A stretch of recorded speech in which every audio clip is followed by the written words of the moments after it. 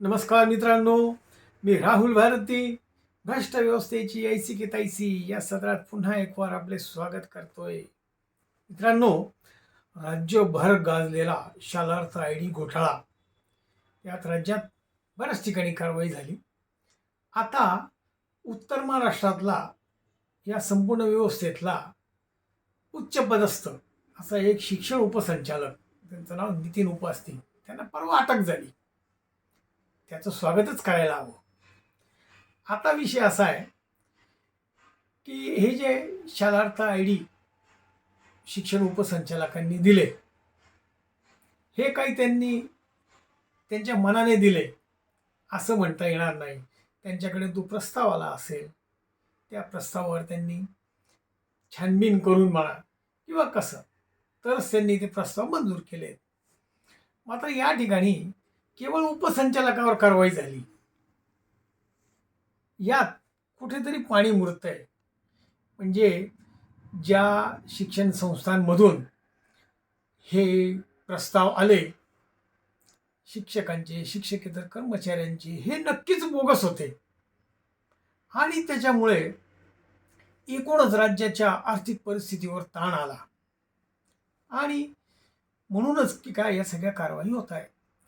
आता मुद्दा असा आहे की जिथून हा निधी त्या त्या विभागाला दिला जातो,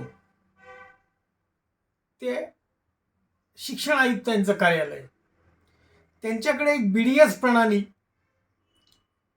त्यांच्या डोळ्यासमोर असते. त्यात त्यांना होणारा खर्च, झालेला खर्च हे अगदी एका क्लिकवर मिळू शकतं.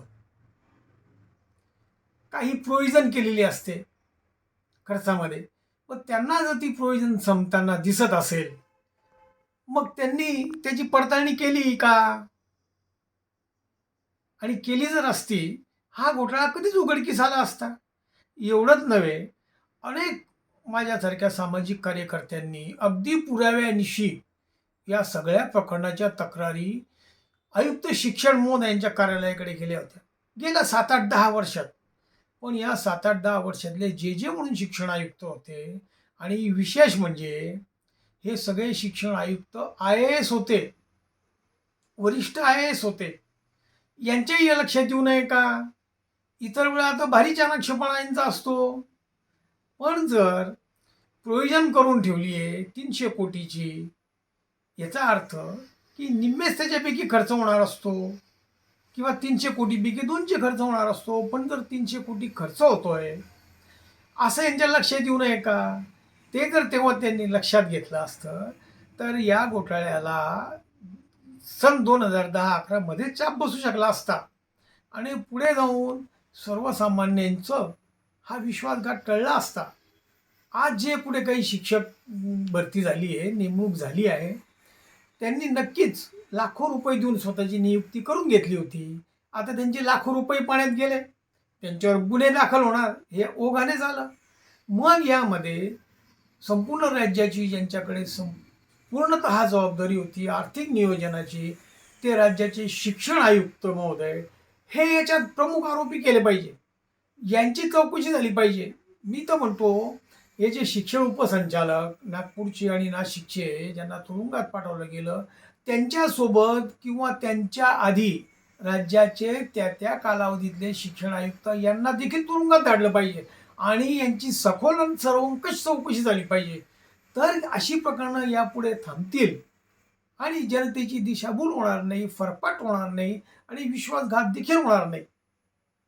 तर माझी राज्य शासनाला आणि पर्यायाने SITला ही विनंती आहे की जे तत्कालीन आयुक्त होते आजपर्यंत जे आहेत, या सगळ्यांना चौकशीच्या घेऱ्यात घ्या, यांना तुरुंगात डाबा आणि यांची चौकशी करा. मित्रांनो, मी काल परवापासून 2-3-4 दिवसापासून या संबंधाने माहिती घेतो आहे आणि तज्ज्ञांशी मी बोललो. त्याचा परिपाक असा की मी आज हा व्हिडिओ केला आहे.